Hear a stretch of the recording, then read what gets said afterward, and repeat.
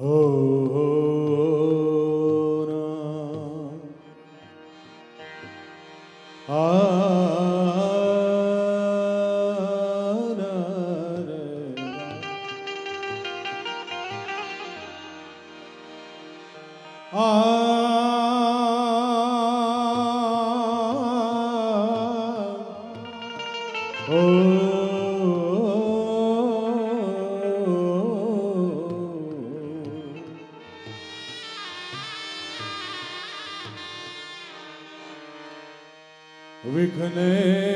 વિઘ્નેશ્વરાય વરદાય સુરપ્રિયાય લંબોદરાય સકલાય જગદ્વિતાય નાગાનનાય શ્રુતિયજ્ઞ વિભૂષિતાય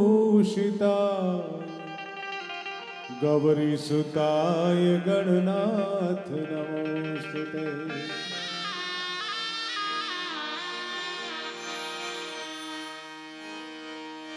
માયા કુંડલિની ક્રિયા મધુમતી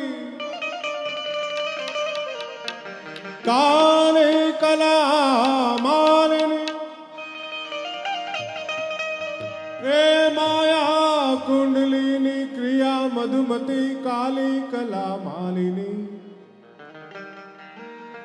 માતંગી વિજયા જયા ભગવતી દેવી શિવા શાંભવી શક્તિ શંકર વલ્લભા ત્રિનયના વાગ્વાદિની બહેન ભઈ રીમકારી ત્રિપુરા પરા પરમય માતા કુમારી ત્વસી. ઇફેક્ટ આપજો ને ભાઈ જરા સાઉન્ડમાં.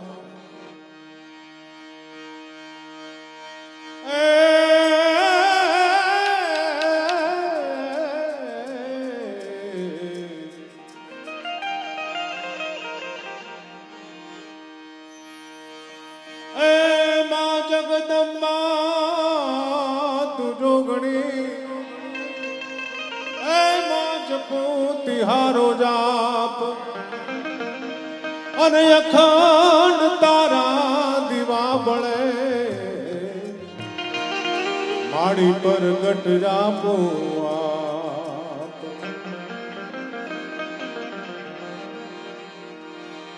ચૌદ બ્રહ્માંડની જનેતા અખિલ સૃષ્ટિની એ સર્જક પાલક પોષક સહારક જેના ઉદરમાંથી 14 બ્રહ્માંડો પ્રગટ્યા છે, જગત માત્રની જીવ સૃષ્ટિ જેના થકી અસ્તિત્વમાં છે એવી માં ભગવતી ઉમિયામાં. મને રિવર્બ આપજો થોડું. આદિશક્તિ છે ઉમા, એ આદિશક્તિ છે અને આદિશક્તિ 3 રૂપે પ્રગટ થઈ છે. મહાલક્ષ્મી, મહાસરસ્વતી અને મહાકાલી. આ ત્રણેય આદિશક્તિના રૂપ છે. ત્રણેય શક્તિના મૂળમાં માં ઉમિયા છે. એવી ચેતના રૂપે જે મારા તમારામાં સતત વિલસતી રહે છે એ માનો અહીં દેવળ છે, એનું મંદિર છે, એની રજત જયંતિ, એનો આ ઉત્સવ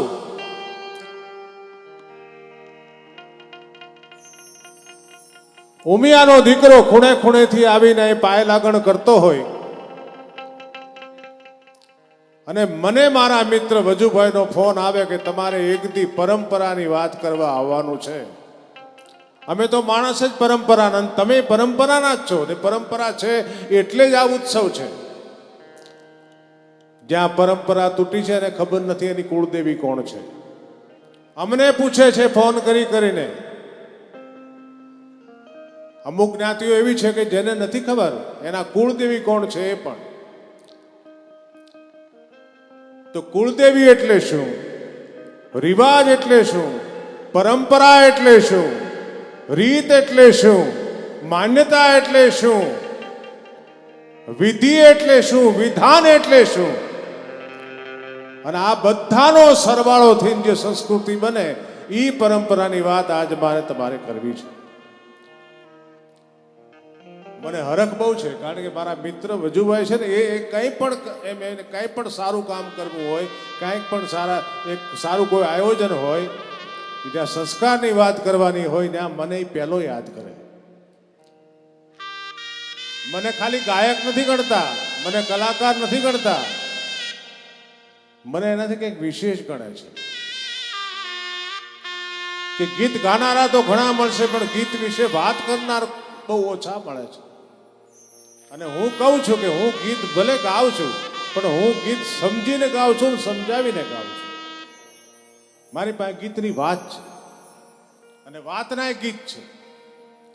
અને આજે મારે આ પેટ ખોલીને વાત એટલે કરવી પડે છે કે મારા જુગજુના મિત્ર અંગત સ્નેહી દિલીપભાઈ સંઘાણી અહીં ઉપસ્થિત છે. એમના આંગણામાં મેં બહુ જ મોજ કરી છે બાપા. અને જેના નામથી આજે સમાજ ઉજળો છે એટલું જ નહીં, પણ ગુજરાતને પણ બહુ મોટી અપેક્ષા છે. અને એવા આપણા પ્રફુલભાઈ પાનસેરિયા, મારે મુલાકાત આજે પહેલી વાર થઈ છે, પણ એમને હું બહુ સારી રીતે જાણું છું. એમના કામ વિશે, એમની શાખ વિશે, એમની ચાહના વિશે. આજે એ ઉપસ્થિત છે એનો પણ મને વિશેષ આનંદ છે.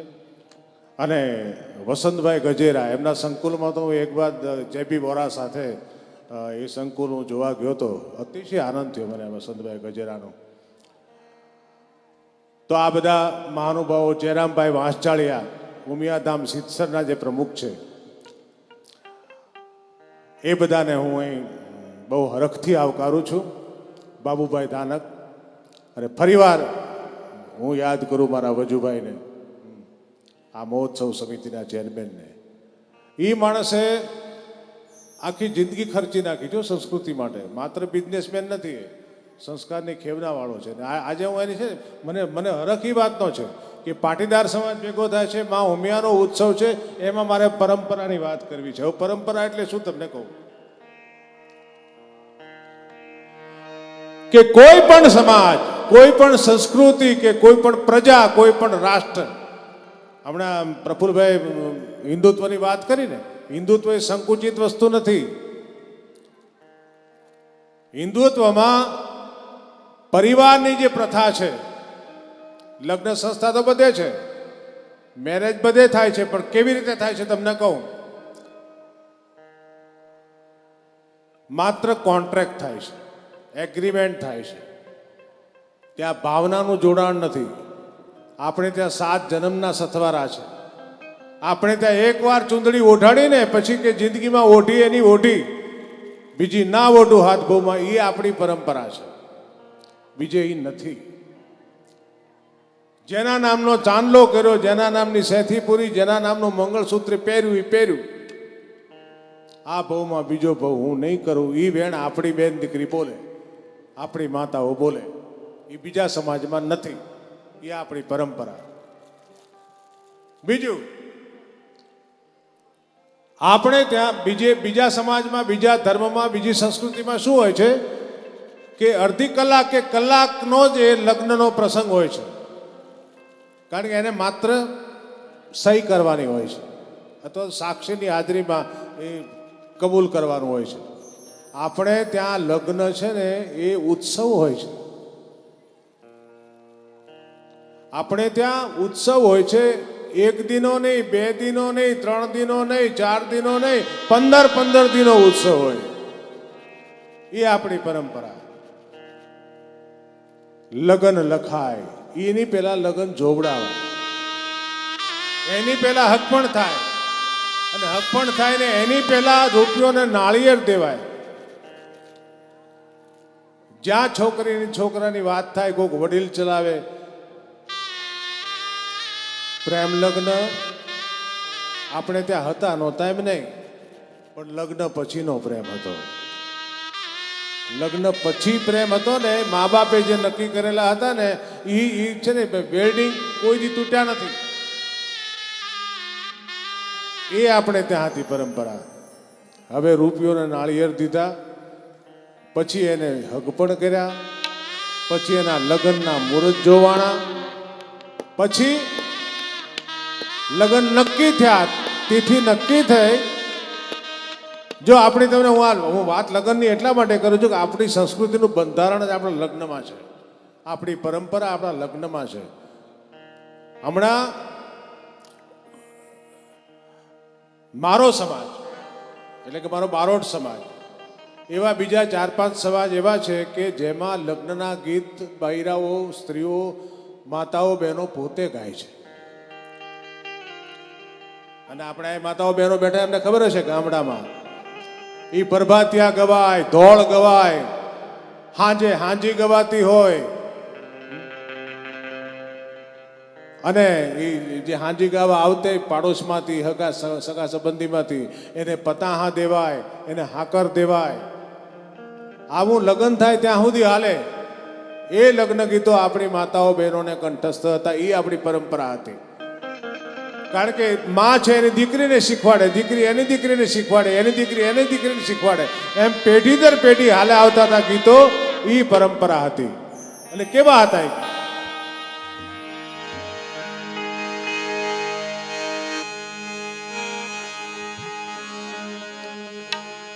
કે મોર તારે સોનાની ચાંચ, એ મોર તારે રૂપાની પાંચ, અન સોનલાની એ ચાંચે મોરલો એ મોતી ચણવા જાય. બહુ મરમ છે આ ગીતમાં. ખાલી મોરલો એટલે ટેહુક ટેહુક નથી. મોરને કહે છે કે તું ઉગમણો જા, આથમણો જા, ચારે દેશે જા, પણ આપણા ઘર જોગું હોય ને ન્યા જઈને તું બેહજે ને એને આપણે વેવાય ઠેરવશું.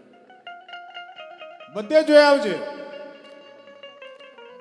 કન્યા કેવી છે, કન્યાનું કુટુંબ કેવું છે, કે એનો પરિવાર કેવો છે, એની રહેણી કેણી કેવી છે, એના સંસ્કાર કેવા છે, એ જોવા માટે મોરને મોકલે છે. વળતો જાજે વેવાવીને માનો, તપાસ કરતો આવજે કે બરાબર છે ને. બીજી વાત, મોર એટલે વરરાજો પણ ખરો. મોર એટલે વરરાજો, કોયલ એટલે બબરાણી. તો વરરાજાને કહે છે કે તારે જેટલું રખડવું એટલું રખડજે, જેટલું ફરવું એટલું ફરજે, પણ તારા પોંખણા તો વેવાઈને માંડવે જ થશે, જે અમે નક્કી કર્યું છે. આ એક બંધન છે. મા બાપ જે કે મા બાપ પહેલા તો છે ને ખબર જ નહોતી પડતી કે કોની હારે મારા લગ્ન થવાના છે, કોની હારે વ્યવહાર થયું છે. હાવ બંધબાજી રમતા હતા. આ બધી આ વડીલો બેઠા, તમે જોવા ગયા હતા કોઈ? હાવ આમના બંધમાં રમવાનો. એ તો જ્યારે પરણીને આવે, ઘૂંઘટ ઉગાડે તો ખબર પડે કે આ આપણું નસીબ. પણ એ નસીબ છે ને, એ નસીબને કારણે તરી ગયા છે. એ બંધમાં જે રમ્યા છે, ઘૂંઘટા વાળીને પરિણ્યા છે ને, એ ફાવી ગયા છે, તરી ગયા છે. હું જૂની રૂઢીનો નથી, હું ફેશનનો વિરોધી નથી, પણ એટલું સમજી લેજો કે હિન્દુત્વને છોડશો, મર્યાદાને છોડશો તો પરિણામ સારું નહીં આવે. આવતી પેઢીની દિશા શું થશે તમે કલ્પના નહીં કરી શકો. કરો ફેશન, બધું જ કરો, પહેરવા ઓઢવાનું કોઈ બંધન નથી, પણ આપણી સંસ્કૃતિ, આપણી મર્યાદા. તમને ખબર છે કે આપણી સંસ્કૃતિનો પાઠ કોણે વાળ્યો? 1000 વર્ષથી આક્રમણો થતા આવ્યા છે સંસ્કૃતિ ઉપર. છતાંય તે હું હંમેશા કહું છું કે જે પ્રજાની સંસ્કૃતિ, જે દેશની સંસ્કૃતિ સમૃદ્ધ હોય એને કોઈ ડગાવી શકે નહીં, એનો વાળ વાંકો કરી શકે નહીં. એ જ આપણે થયું છે. આટલું થયું દિલીપભાઈ, છતાં આપણી સંસ્કૃતિ અડગ રહી છે, ટકી રહી છે 1000 વર્ષના અત્યાચારો પછી પણ. આજે પણ એ ચાલુ જ છે. તમે એમ ન માનતા આપણે સ્વતંત્ર થયા છે. તમારી સંસ્કૃતિ ઉપર ઘા કેવી રીતે થાય તમને ખબર છે? ટીવી મારફત થાય છે, મોબાઈલ મારફત થાય છે, ફિલ્મો મારફત થાય છે. તમને ખબર છે કેટલા 60-70ના દાયકાથી કેવી ફિલ્મો આવે છે? તમે મોબાઈલ ખોલો તમને ખબર પડે કે આપણા છોકરા છે ને, એના હાથમાં મોબાઈલ પકડાવી આપણે હળકતું ઉંબાડી દઈ દીધું છે ને. સમજી લેજો, સંસ્કૃતિની બરબાદી છે આ મોબાઈલ મારફત. મોબાઈલ સગવડ છે, પણ મોબાઈલમાં શું શું આવે છે, એમાં શું ભર્યું છે એ તમને નથી ખબર. એ છોકરાના હાથમાં જાય છે. એટલે જ દીકરા દીકરીઓને સંસ્કાર આપીને કહીએ કે ભાઈ તમે મોબાઈલ વાપરો, પણ તમે વિચારજો કે તમે કોના સંતાન છો. અને એ બધા આપણા, તમને ખબર, જો લગ્ન હોય ને, લગ્ન દીકરા દીકરીના, ત્યારે ગીત એના જ નથી ગવાતા, એના ફુવાના ગવાય, એની ફઈના ગવાય, કાકાના ગવાય, કાકીના ગવાય, મામાના ગવાય, બેનના ગવાય, બનેવીના ગવાય. હવે એ બધાને કેવી રીતે યાદ કરે તમને કહો ભાઈ મૌલિકાબેન. લગ્નના ગીત તો બહેનોના મોઢે રૂડા લાગે, અને હું કવિ ગીત ગાઉં, આ બે બહેનો આગળ લઈને